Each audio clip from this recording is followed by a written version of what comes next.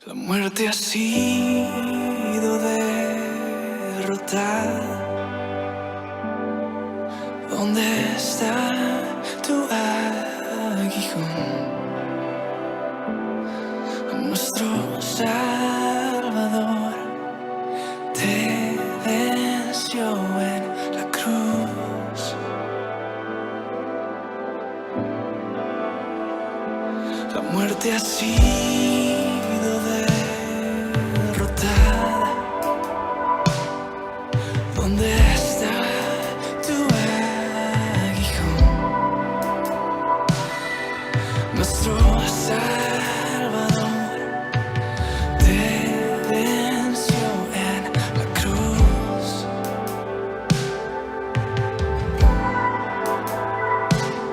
Asombrado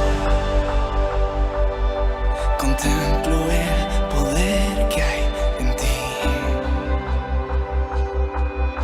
la libertad que tienes para mí. ¿De dónde me sacaste y a dónde me llevas? Solo tú me llevas.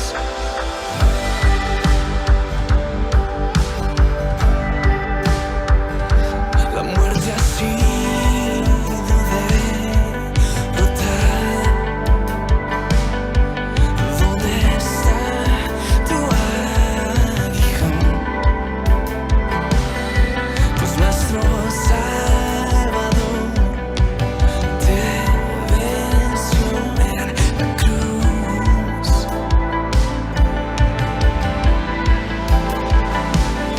Asombrado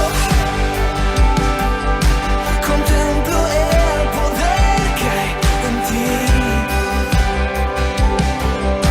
la libertad que tienes para mí. ¿De dónde me sacaste y a dónde me llevas? Solo tú me llevas. Asombrado contemplo el poder que hay en ti, la libertad que tienes para mí. ¿De dónde me sacaste y a dónde me llevas? Solo tú me llevas.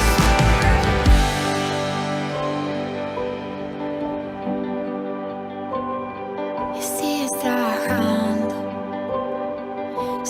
trabajando en mí. Tú no has terminado, tú no has terminado conmigo lo que has comenzado. Confío en que lo vas a completar hasta el día en que vengas. Estemos frente a frente. Sigues trabajando en mí. Tú no has terminado, tú no has terminado conmigo lo que has comenzado.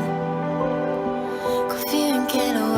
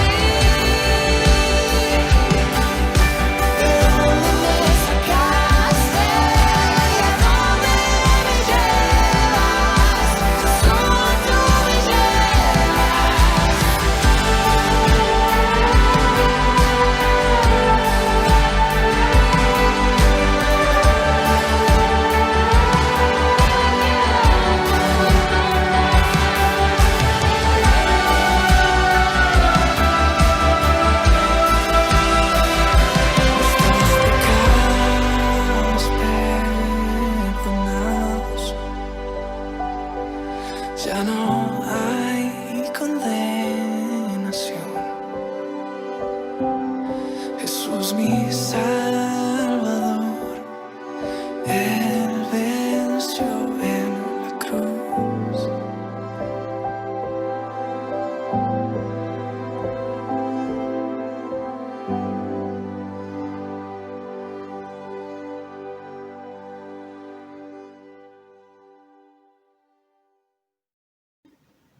Buenos días, queridos hermanos.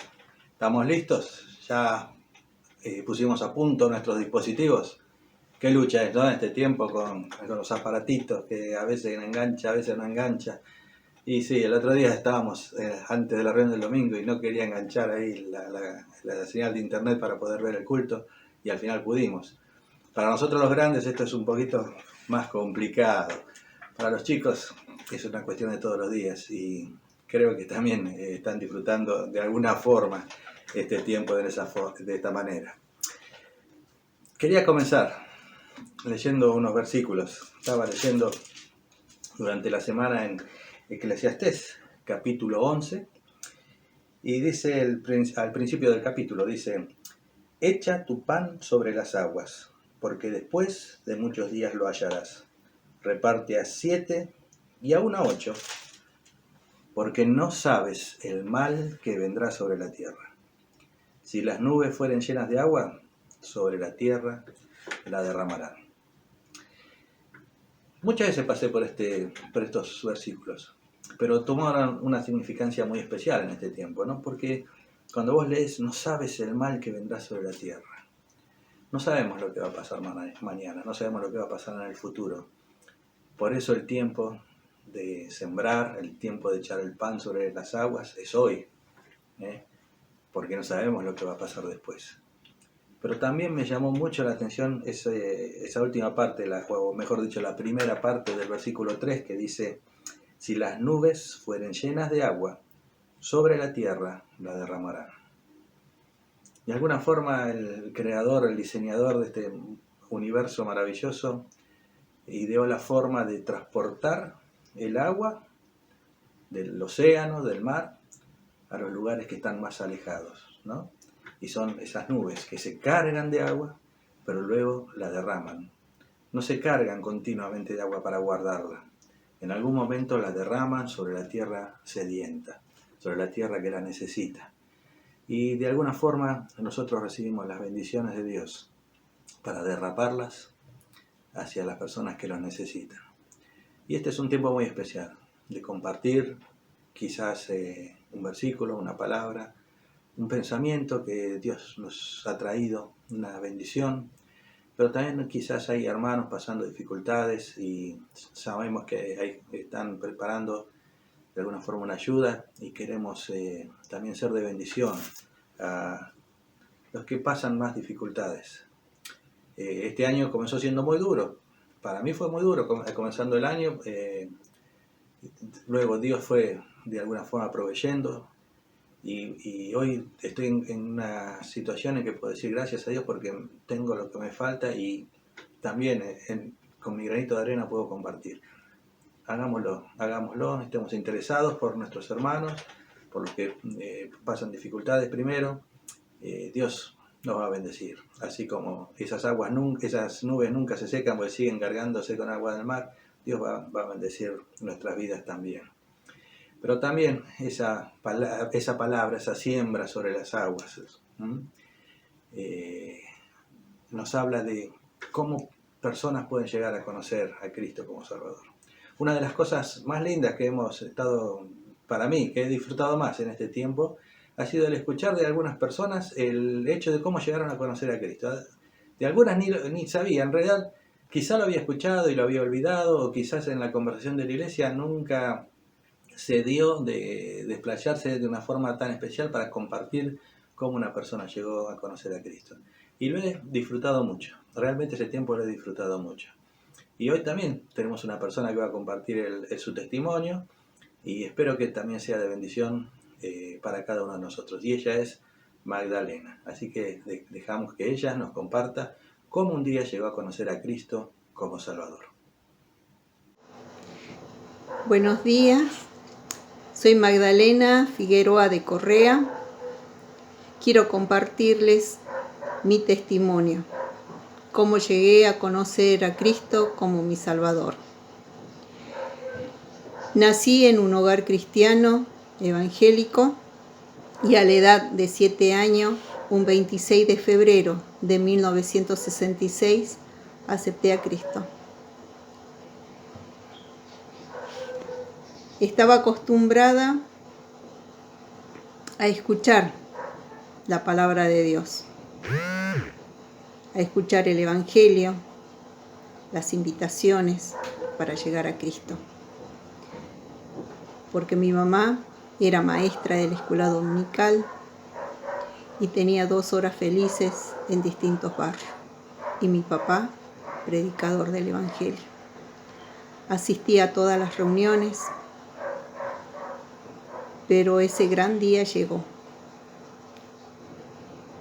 Cuando la señorita María Esther Roth hizo una reunión para niños y yo fui de secretaria. Comenzó a leer en San Juan 3 la historia de Nicodemo. Yo la había escuchado muchas veces, pero ese día se cumplió en mí lo que dice Hebreo 4:12. Esa espada de 2 filos entró en mi alma. Me confrontó y vi que lo que tenía que hacer. En San Juan 3:3, donde dice, respondió Jesús, de cierto te digo, el que no naciere de nuevo no podrá ver el reino de Dios.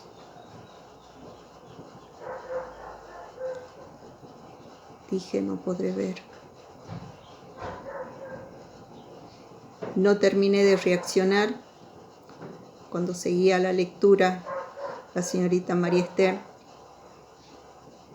en San Juan 3:5. Vuelve a repetir y dice, Jesús dijo, de cierto te digo, el que no naciere de agua y del Espíritu no podrá entrar en el reino de los cielos.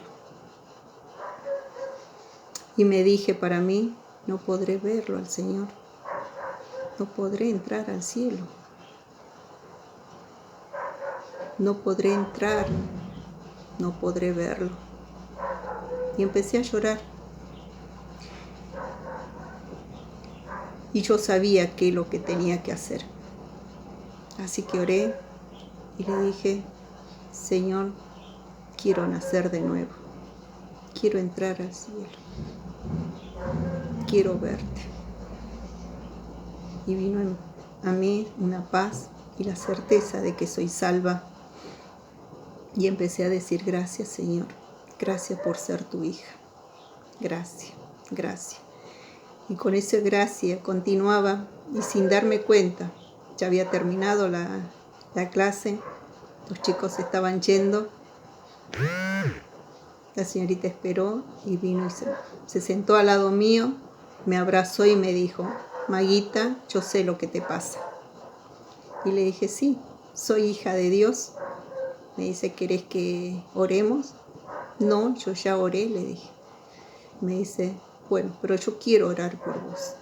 Bueno, le dije, oramos. Y lo que llegó a mi mente y hasta ahora lo recuerdo, lo que ella dijo. Gracias, Señor, por ser tan fiel con mis hermanos, Olegaria y Wenceslao. Por permitir que su hija tan chiquita pueda aceptar a Cristo como Salvador. Amén. Ya contenta yo, me dice ella, ¿me querés ayudar? Sí. Guardamos las figuras porque entonces enseñaba con franelógrafo y volvimos a mi casa donde ella se estaba hospedando. Entré, le conté a mi papá y ella fue y habló con mi mamá y le contó. A partir de ahí soy una nueva criatura y y empecé a crecer con ese amor divino que solo el Señor puede hacer en la vida de las personas. Y doy gracias a Dios porque me guardó de tantas cosas, me libró de tantas cosas. Y puedo decir, ahora, a mis 61 años, Dios es fiel. A los 23 años me casé con Simón, muchos lo conocen. Él tenía 25. Tuvimos luego 3 hijos, Daniel, Carlos y Roxana. Y tenemos 6 nietos. Y continuamos orando, porque confiamos en lo que dice Hechos 16:31. Cree en el Señor Jesucristo y serás salvo, tú y tu casa. Si ustedes me preguntan qué parte de la Biblia ha marcado mi vida, hay mucho. A mi edad, en distintas etapas de mi vida, pude aferrarme en la palabra de Dios y ver que Él es real. Le doy gracias a Dios por la oportunidad que me da de poder contar mi testimonio y decirle, Dios es real, Dios es fiel, Dios nos ama. Muchas gracias por escucharme. Realmente es para alabar a Dios, ¿no es cierto? Como una persona que quizá en algún momento no estaba interesado, pero en el momento adecuado esa palabra llegó a nuestro corazón y nos hizo reflexionar sobre la necesidad de un Salvador. Y es para alabar a ese Salvador, para dar gracias, porque Él nos salva, Él nos cuida, Él nos mantiene. Y hay una canción del grupo Pilares, de la iglesia de Pilar justamente. Ellos nos van a deleitar con una canción que se llama En paz en medio de la tormenta. Y como hijos de Dios realmente, podemos estar en paz en medio de la tormenta.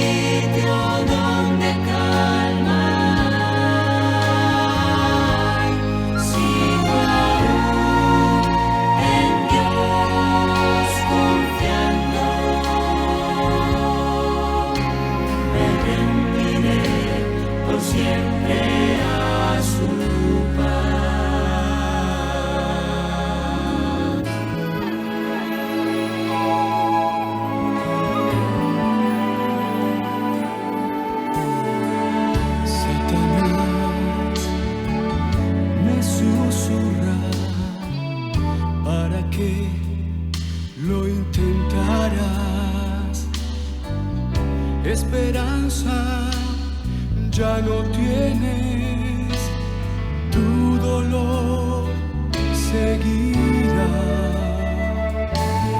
mas Jesús contigo va y de pie voy a estar. Me levanta en la tormenta,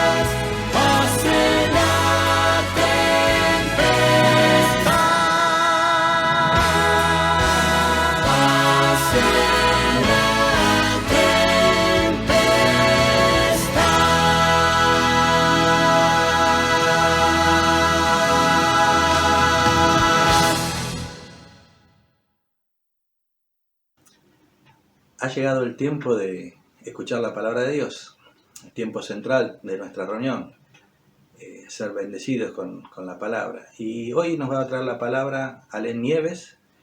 Él es una persona que conocí hace mucho tiempo atrás, pero hemos ido por diferentes caminos. Y Dios hoy lo trajo al equipo allí en el Instituto Müller de Córdoba. Y es una bendición para acompañar también a la familia Salomón allí. Realmente Dios está preparando algo lindo en aquel lugar, con un alumnado maravilloso, un alumnado que es más de lo que se esperaba a principio de año, en forma presencial. Y creemos que va a ser una gran bendición que esta persona comparta la enseñanza de esos chicos, edifique a esos chicos junto con la familia Salomón, y que Dios los bendiga ricamente. Tenemos que orar por ellos para que también Dios los guíe, los cuide en todo ese tiempo de quizás también adaptación al nuevo lugar en que están. Pero hoy Él va a compartir la palabra con nosotros. No voy a hacer una introducción porque Él hace una introducción muy buena del tema que va a hablar, pero sí nos habla de que Dios puede mirar hacia adentro de nosotros, hacia adentro de la iglesia, y esperemos, o deseemos, busquemos que eso que Dios vea sea agradable a Él. Entonces, con la palabra en esta mañana, Alén Nieves. El 8 de noviembre de 1895, el físico alemán Wille Röntgen descubrió los rayos X, uno de los avances más importantes para el desarrollo de la medicina moderna.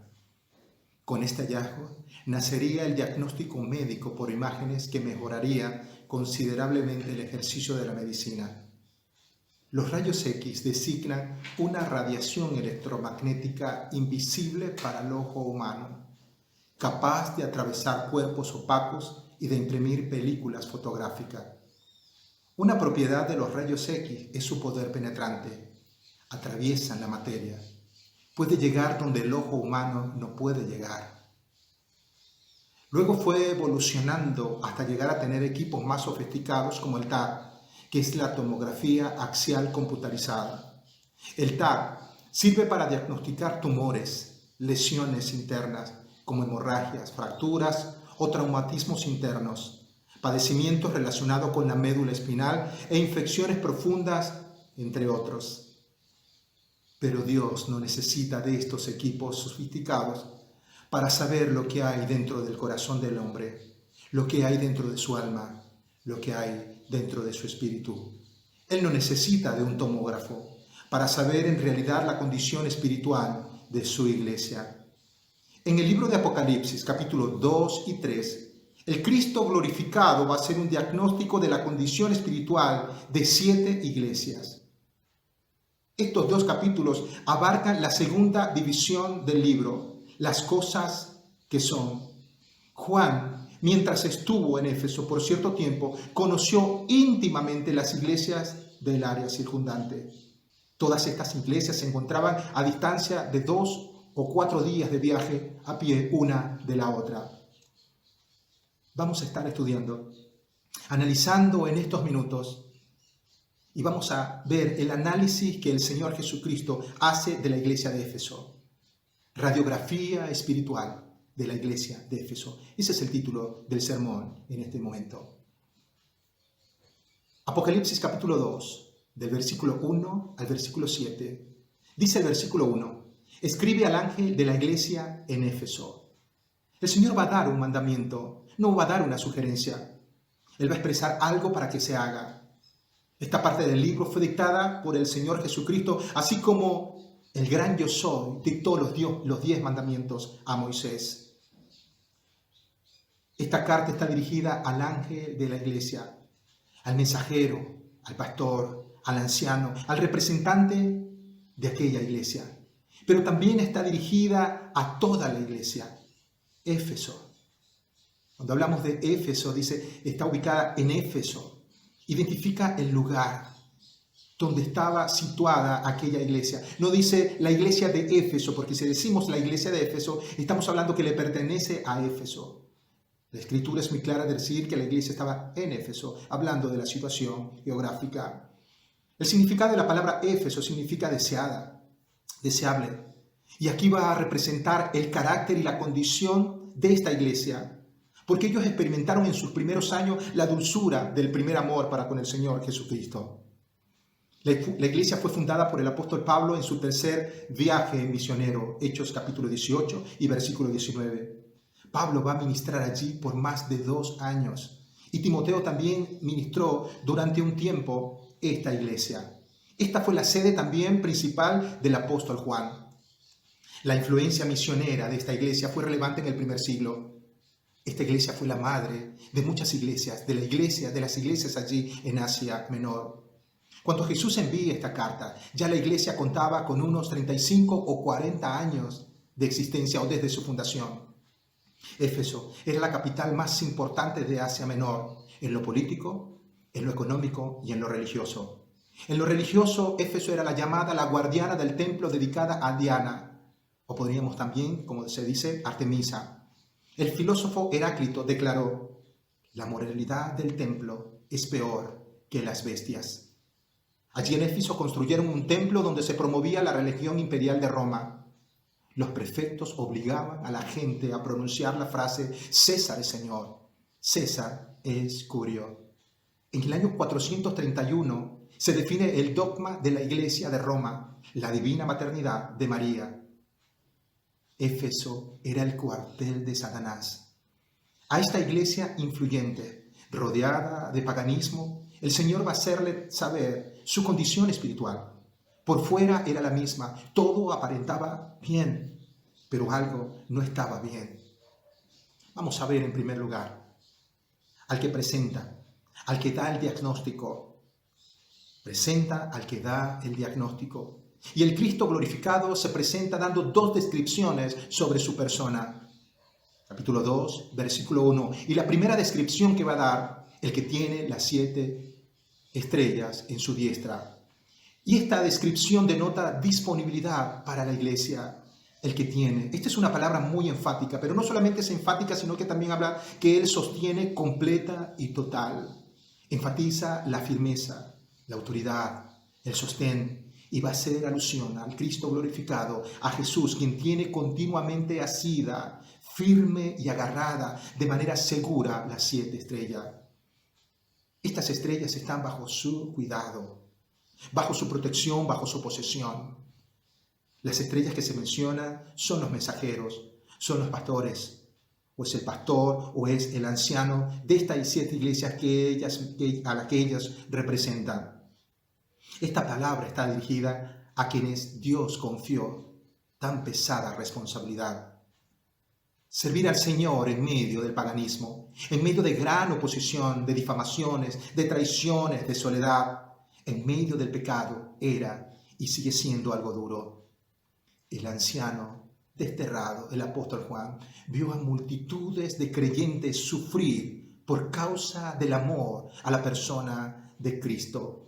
Pero también vio a aquel que sostuvo y que sigue sosteniendo a estos hombres en el transcurso de la historia, en medio de persecución, en medio de gran oposición. Este es el Cristo de la visión que se le presenta a Juan. Él es el que sostiene su obra. Él es el que sostiene a los hombres que Él ha dispuesto para estar al frente de cada una de las iglesias. Damos gracias a Dios por aquellas personas que sostienen en sus oraciones a pastores, ancianos y misioneros, porque no es fácil la tarea encomendada. Es por eso que el Cristo glorificado les afirma y les asegura: yo te sostengo continuamente en mi mano derecha. Y la mano derecha simboliza o habla del poder y de la autoridad, pero también habla de un puesto de honor. Nos habla del lugar que ocupa y de la seguridad que estos hombres tienen. Yo te tengo continuamente en mi mano derecha. Pero también nos habla del lugar que ocupa y de la seguridad que cada uno de estos hombres tienen. Pero también implica que estas iglesias le pertenecen a Cristo y no a los pastores o a los ancianos ni a los miembros. Él es el que tiene asida.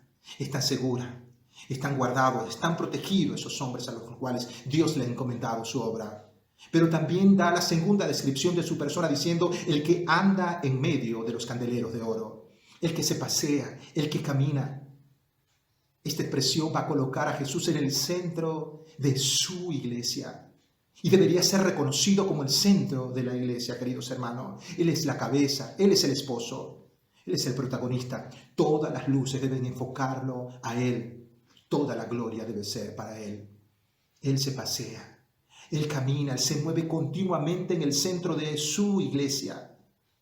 Esto también nos habla de que el Cristo glorificado supervisa y vigila constantemente como un tierno pastor a su rebaño. Qué amoroso es nuestro Dios, qué presencia cuidadora la de nuestro Señor Jesucristo. Los 7 candeleros representan a cada una de las iglesias y su luz representa la verdad y la vida que irradia en cada una de esas comunidades. Pablo, escribiendo a los filipenses, dijo: para que seáis irreprensibles y sencillos, hijos de Dios, sin mancha, en medio de una generación maligna y perversa, en medio de la cual resplandecéis como luminares en el mundo. Filipenses capítulo 2, versículo 15. Y ese es uno de los propósitos de la iglesia en este mundo, en el lugar donde están establecidas, ser luminares, ser luz en un mundo que está en tiniebla. Jesucristo se preocupa por el bienestar de cada una de sus iglesias. Él va a alcanzar a cada una de ellas. Su trato es igual para cada una. Él no tiene favoritas. Donde quiera que se reúnen 2 o 3, allí está Él caminando, allí Él está paseándose en medio de su pueblo. El Cristo glorificado es el único que conoce íntimamente la realidad de su iglesia. Yo mismo soy quien dice esto. No es que es el pastor o el anciano o el mismo apóstol Juan quien toma la iniciativa para escribir este sermón. No, yo mismo he evaluado tu vida, tu conducta. Y estas son mis palabras en base a mi conocimiento personal de todas las cosas. Así se presenta el Cristo glorificado para la iglesia en Éfeso. En segundo lugar, vemos la precisión del diagnóstico. Desde el versículo 2 al versículo 4, dice la Escritura: yo conozco tus obras y tu arduo trabajo y paciencia, y que no puedes soportar a los malos, y has probado a los que se dicen ser apóstoles y no lo son, y los has hallado mentirosos, y has sufrido y has tenido paciencia, y has trabajado arduamente por amor de mi nombre, y no has desmayado. El Señor Jesucristo va a elogiar a los efesios por lo que estaban haciendo. Así que aquí tenemos, en primer lugar, en este punto, tenemos el diagnóstico favorable. Usted y yo, cuando nos mandamos a hacer unos exámenes, bien puede ser de sangre, allí en esos exámenes, cuando se hacen los estudios, van a salir todos los valores. ¿Y cómo los tenemos? Algunos valores van a estar buenos, pero algunos valores van a estar en sentido negativo, no favorable. Bueno, es así lo que está haciendo el Señor. Aquí tenemos el diagnóstico favorable, las cosas positivas, donde el Señor Jesús va a elogiar a esta iglesia. El Señor le va a decir: yo conozco tus obras, sé de tus obras, sé lo que has hecho y lo que actualmente estás haciendo. Es un diagnóstico basado en 2 atributos, en su omnipresencia, porque Él está presente en todo lugar, pero sobre todo es un diagnóstico basado en su conocimiento, en su omnisciencia. No es un conocimiento parcial, sino que es un conocimiento total, un conocimiento completo, no es un conocimiento a media, es un conocimiento íntimo, claro y minucioso, y muy cercano a la realidad de esa iglesia o de cada una de las iglesias a las que Él se dirige. Nada escapa a la mirada penetrante de aquel que tiene los ojos como llama de fuego. Jesús mira a su iglesia. Él sabe lo que está sucediendo en ella. No es un misterio para Él. Él sabe quiénes somos en realidad. Dios nos conoce a todos y a cada uno de nosotros de una manera personal, de una manera íntima. Y esto es muy maravilloso. Porque usted y yo no somos insignificantes para Él. Nuestras obras no pasan desapercibidos o indiferentes para con Dios, aunque nadie las vea. Él las puede ver, el Señor puede ver cada una de las cosas que tú y yo hacemos para Él, aunque los hombres no lo vean y lo noten. El cielo toma nota. Él sabe lo que está sucediendo en cada una de sus iglesias. Él tiene un conocimiento completo y profundo de las obras que hace la iglesia, buenas o malas, de cada iglesia y de cada individuo y de cada creyente. Juan capítulo 2, versículo 25 dice, y no tenía necesidad de que nadie le diese testimonio del hombre. ¿Por qué? Pues él sabía lo que había en el corazón del hombre, el conocimiento total. Juan capítulo 16, versículo 30, los discípulos afirmaron, ahora entendemos que sabes todas las cosas. Y el escritor a los hebreos hace una descripción del conocimiento de Dios diciendo, y no hay cosa creada que no sea manifiesta en su presencia. Antes bien, todas las cosas están desnudas y abiertas a los ojos de aquel a quienes tenemos que dar cuenta. Querido hermano, querido amigo, él tiene un conocimiento minucioso de todo lo que se hace, pues nada escapa a su mirada. Estas mismas palabras van a ser repetidas a cada una de las 7 iglesias. Yo conozco tus obras. Y el Señor conocía el obrar de aquella iglesia, que era una iglesia, en primer lugar, presta para servir. Aquí tenemos el primer elogio. Era una iglesia presta para servir. Era una iglesia activa, porque dice tu arduo trabajo, y no cualquier trabajo. Aquí trabajo significa un trabajo esforzado. Es un trabajo hasta el agotamiento, que causa dolor, que causa tristeza. No era una iglesia perezosa, no era una iglesia inactiva, no era una iglesia pasiva. Era una iglesia activa. Si había un trabajo o proyecto por realizar, los efesios eran los primeros en levantar la mano y ponerse a orar y en ponerse en manos a la obra. Siempre había una disposición para servir. Era una iglesia de labor, era una iglesia de acción. La iglesia de Éfeso llegó a ser una iglesia muy poderosa por sus esfuerzos evangelísticos en el área, en toda Asia. En Asia se cree que había para aquel tiempo más de 25 millones de personas. El trabajo de la iglesia de Éfeso era formidable. Oh, cuánto desearíamos tener una iglesia como la iglesia de Éfeso, activa. Pero también el Señor le va a elogiar por su paciencia. Era una iglesia paciente. Era una iglesia upomone, que es en realidad el significado de esta palabra, upomone, permanecer debajo de algo. Permanecer bajo el peso del dolor. Ellos tenían la capacidad de soportar sin desmayo las circunstancias adversas. Esta palabra también se traduce como perseverancia. Estos creyentes en Éfeso permanecían aun cuando estaban bajo tribulación. En otras palabras, no se daban por vencidos cuando venían los problemas. Eran hermanos que no claudicaban fácilmente. En este sentido, era una iglesia sólida, era una roca firme. No solamente en el pasado fue una roca firme, sino cuando se está escribiendo esta carta, esta iglesia aún se mantenía firme, sólida, era una iglesia paciente. Pero no solamente les va a elogiar por su paciencia, sino por la protección que hacían de la verdad, de la sana doctrina. Dice la Escritura, y que no puedes soportar a los malos, y has probado a los que se dicen ser apóstoles y no lo son, y los has hallado mentirosos. La iglesia en Éfeso no soportó a los falsos maestros, no soportaron a los malos. La palabra soportar significa capacidad de aguantar, de cargar algo, de sobrellevar, de llevar algo a cuesta. La iglesia de Éfeso no se bancó a los falsos maestros, no los bancaron, no los toleraron, los rechazaron inmediatamente. ¿Cuánta tolerancia de falsas enseñanzas hemos permitido hoy en nuestras iglesias? De una manera muy sutil, estas falsas enseñanzas se han introducido en nuestras congregaciones a través de canciones con un contenido que no precisamente es doctrinal, o es sano, o es saludable. Le hemos añadido también al Evangelio tradiciones y métodos humanos, cuando en realidad la Escritura por sí sola es suficiente. La Escritura no tiene sustituto. La palabra de Dios es suficiente para solucionar los problemas del hombre. Solo una iglesia que tiene un conocimiento profundo en la palabra de Dios puede detectar con facilidad las falsas enseñanzas.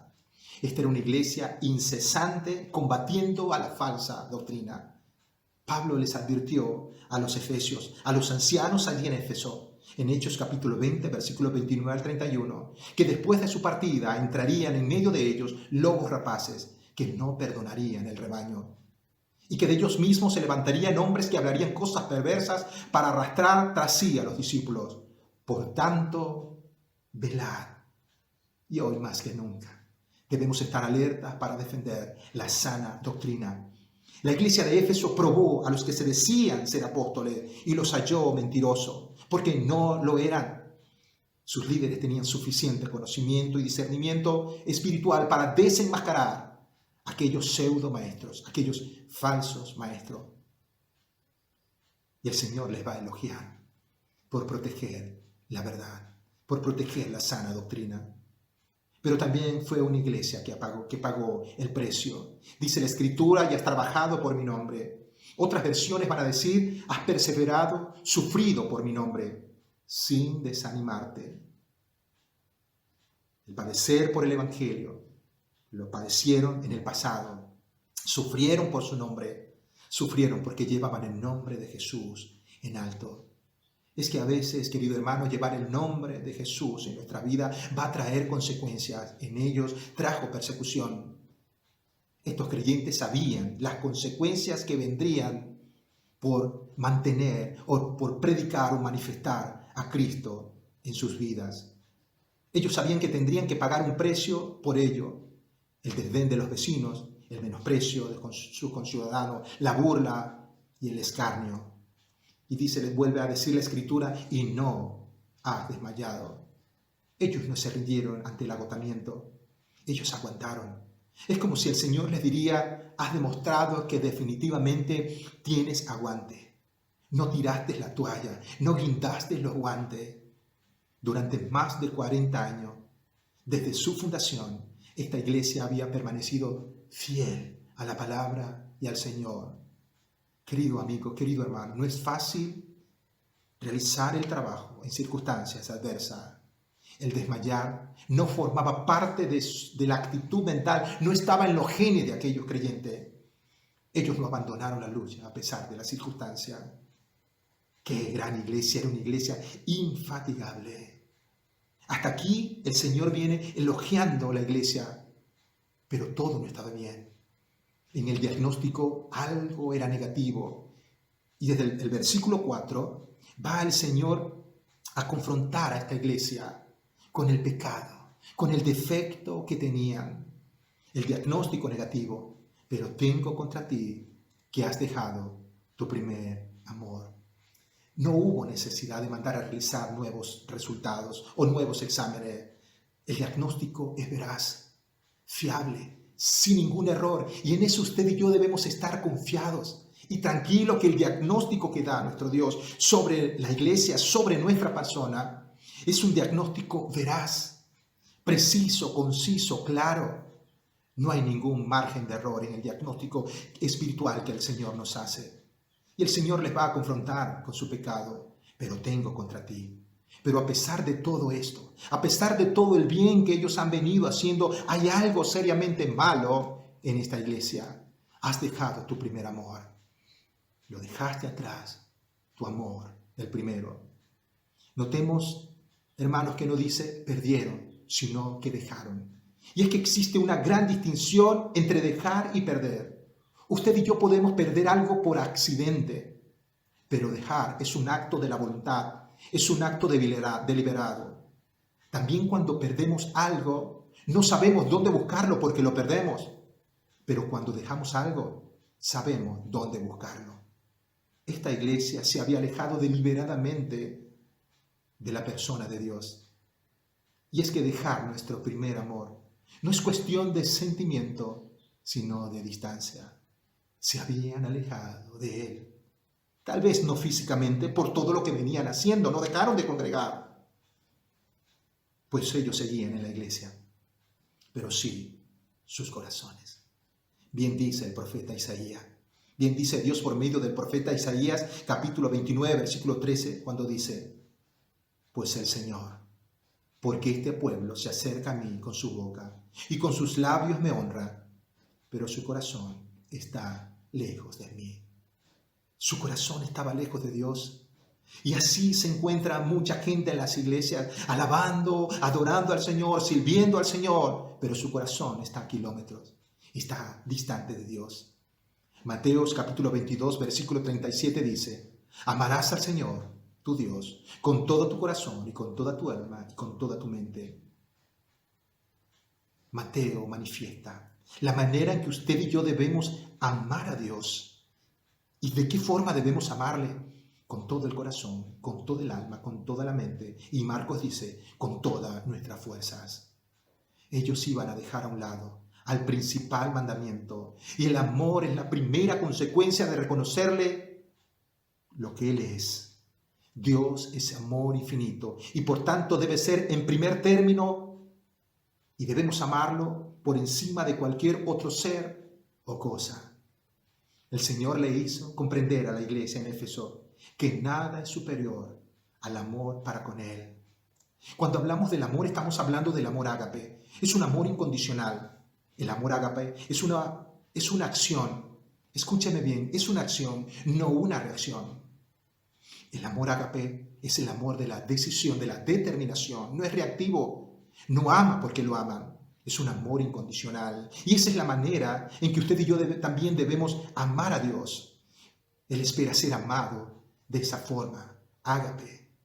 Y es que para amar a Dios se requiere el uso de todas nuestras facultades, con todo el corazón, con todo el alma, con toda la mente y con toda nuestra fuerza.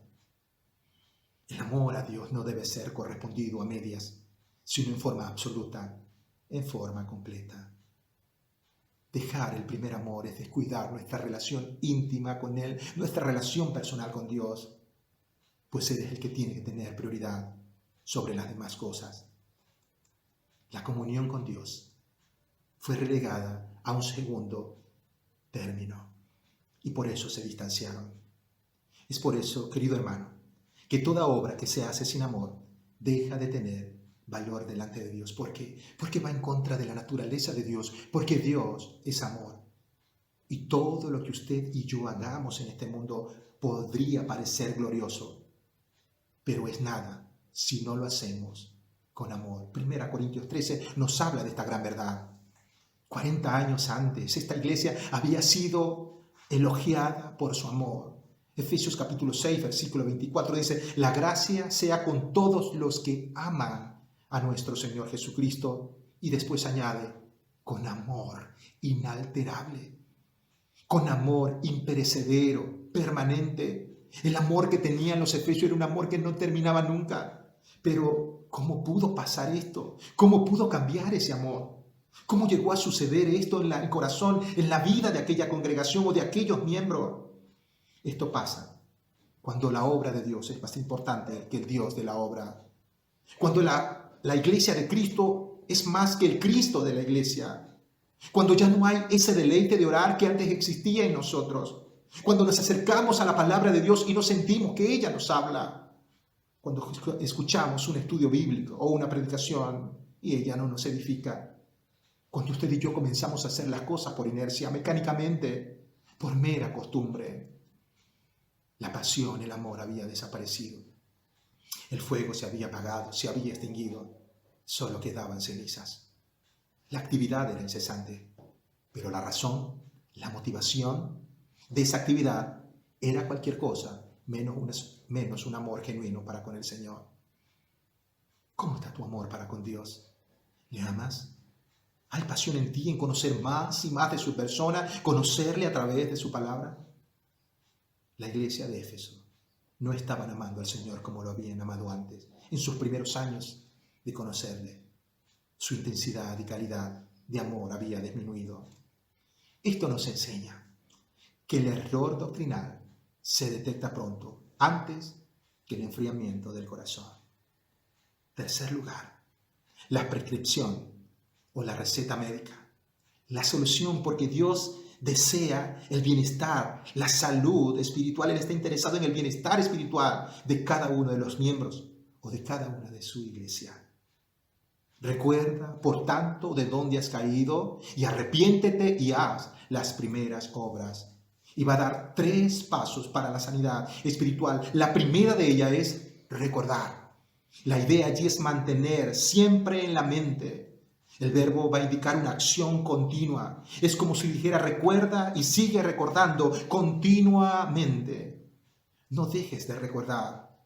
A propósito, no es un ruego, es un mandato, es un imperativo el hecho de poder recordar. Se les manda a mirar el pasado para que se diesen cuenta dónde estaban antes y dónde habían llegado, y no solamente dónde habían llegado, sino que continuaban en la misma condición donde habían caído. En un tiempo en el pasado cayeron y en el presente todavía estaban en la misma situación. Las Escrituras va a recalcar y nos va a mostrar de hombres que también cayeron. La Biblia relata la caída de Saúl, pero también relata la caída de David. También nos va a relatar la caída de Nabucodonosor. También tenemos en las Escrituras la caída de Sansón. Y en los Evangelios relata la caída de Judas, que por cierto fue una caída muy dolorosa, porque cayó de muy alto. Y cada una de estas caídas tuvo una consecuencia. Algo causó la caída de estos hombres en la iglesia de Éfeso. Fue haberse distanciado de Dios, fue haber dejado su primer amor. En segundo lugar, tenemos el arrepentimiento. Cuando hablamos de arrepentimiento, estamos hablando de un cambio de mente, estamos hablando de un cambio de actitud, un cambio de rumbo en el estilo de vida. Por ejemplo, si se va por un camino malo, cambiamos la dirección para ir en el camino bueno y no volver al camino malo. Es dejar el pecado o cesar de pecar de una vez por todas. Y aquí está hablando de una acción definitiva, pero también nos habla de la urgencia de este mandato del arrepentimiento. El Señor les estaba llamando a un arrepentimiento total y debían hacerlo en forma inmediata. Querido hermano, cuando Dios te confronta por medio de su palabra, por medio de un hermano, por medio de su Santo Espíritu redarguyendo tu corazón y te marca un pecado, es algo que debes reconocer y que debes arrepentirte de inmediato. Pero no solamente habla de arrepentimiento, sino también haz las primeras obras. Ellos debían regresar a lo elemental, a lo básico, a las primeras cosas que ellos hacían cuando se enamoraron por primera vez de la persona del Señor Jesucristo. Estas obras se habían interrumpido, por lo menos en cuanto a razón y a motivo. Aquí no se trata de un cambio en la cantidad de obras, sino en la calidad de ellas.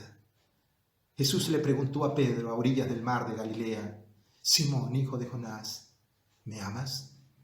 ¿Me amas más que esto? Es que también como el Señor nos puede preguntar en este momento: ¿me amas más que tu profesión? ¿Me amas más que tus estudios? ¿Me amas más que tu hobby? ¿Me amas más que el deporte? ¿Me amas más que el trabajo? ¿Me amas más que tu familia? ¿Me amas más que a esto?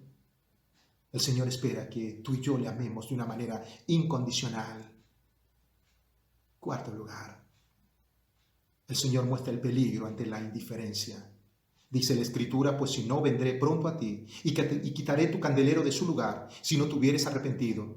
Pues si no, de ser así. El Señor estaba decidido y dispuesto a tomar acciones enérgicas en caso de no haberse producido un arrepentimiento genuino. La acción de Dios no iba a demorar, porque dice: vengo pronto a ti o vengo a ti. Y esta frase denota inmediatez, que viene de una forma veloz, acelerada, ligera. Nos está hablando de un futuro inmediato. Y dice: y quitaré tu candelero de su lugar si no te hubieras arrepentido. El Señor está advirtiendo quitar el testimonio, quitar el referente de aquel lugar, el referente ante el mundo. Como congregación, Éfeso iba a experimentar un oscurecimiento espiritual completo, y una iglesia deja de serlo cuando ya no sirve a su maestro con amor y dedicación genuina. Por desgracia, parece que esta exhortación cayó en el vacío, porque esta iglesia, en el transcurrir de los años, desapareció y hoy es un desierto. Así como usted y yo hemos conocido, hemos visto iglesias que en un tiempo florecieron en un lugar, en una región, pero que hoy, tristemente, sus puertas están cerradas. Causas: dejaron a Dios a un lado, dejaron su primer amor.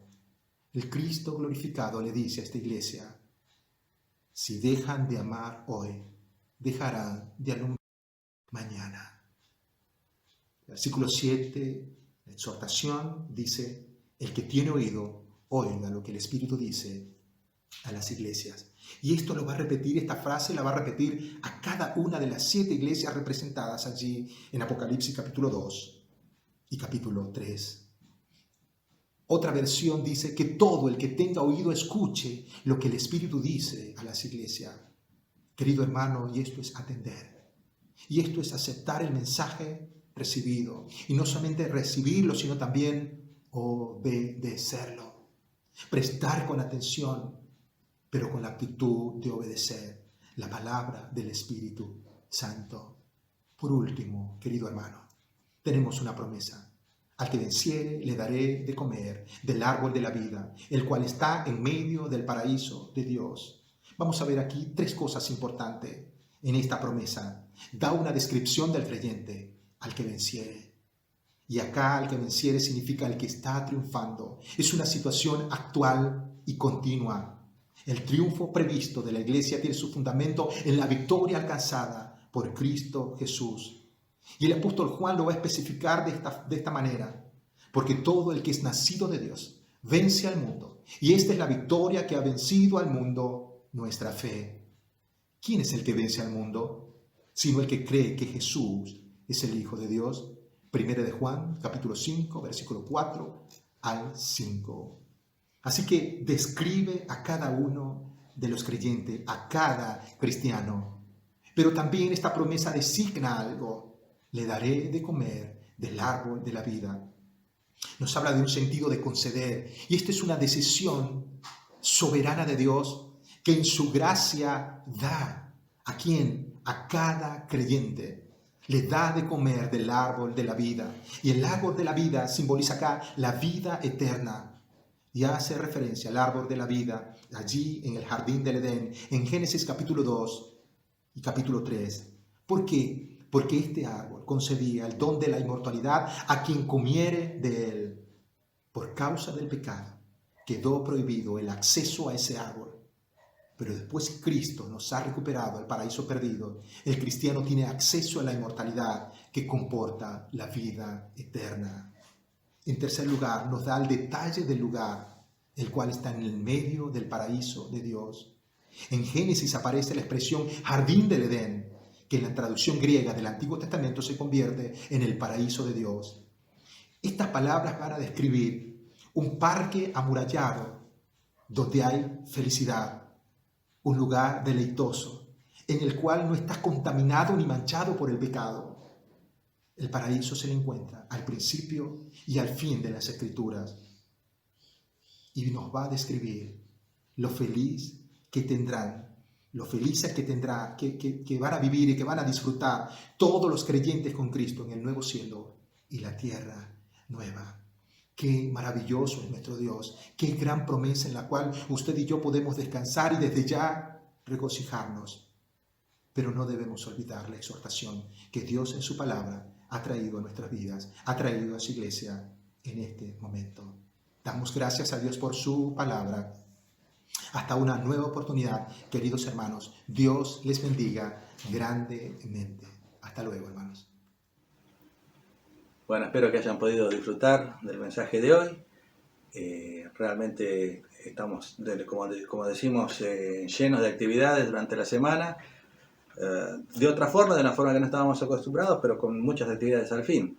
Y entonces quiero dar los anuncios para la semana. El lunes y martes van a estar las tareas del Instituto Bíblico Jorge Müller en línea, así que los que están participando de eso, hacer las tareas. Yo estoy acá en las vacaciones de invierno con un montón de tareas que me dejaron también, y cuesta, ¿no? Hay que poner mucha energía para hacerlo. A ponerse y que aprendamos y que utilicemos bien el tiempo. El miércoles a las 20 son las clases del Instituto Müller. Allí eso se va a hacer por Zoom, por la aplicación Zoom.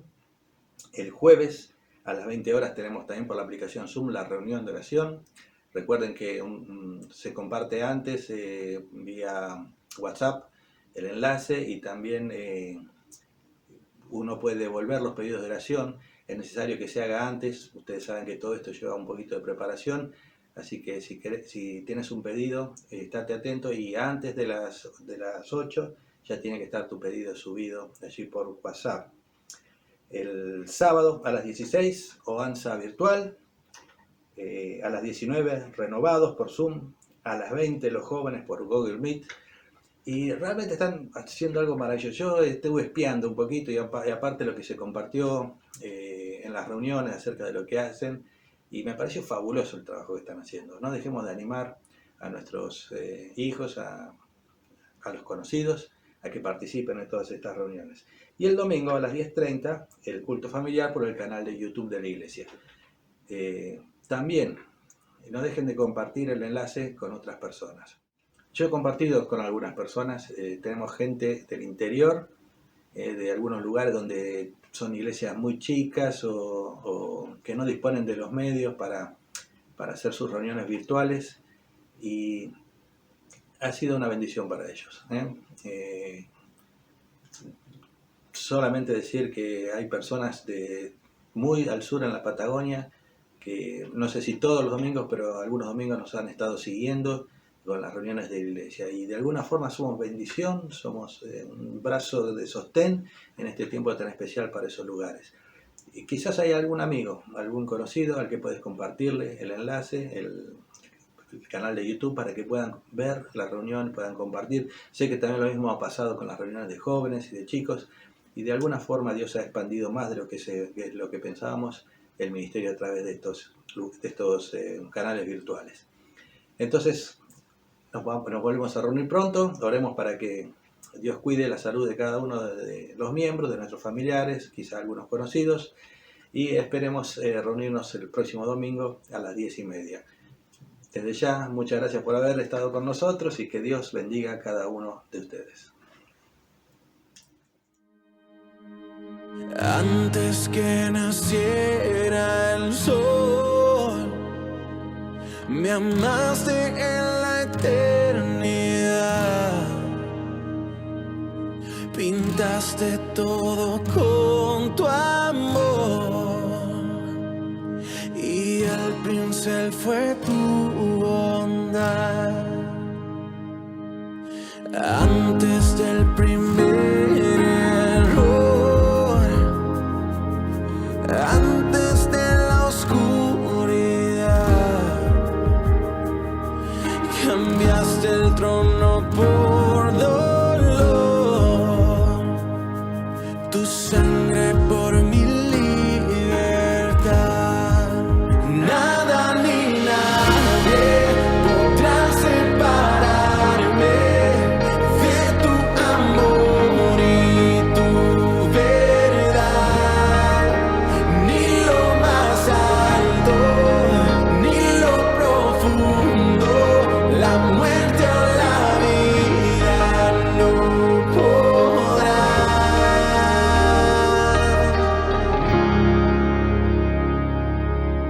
Antes no podía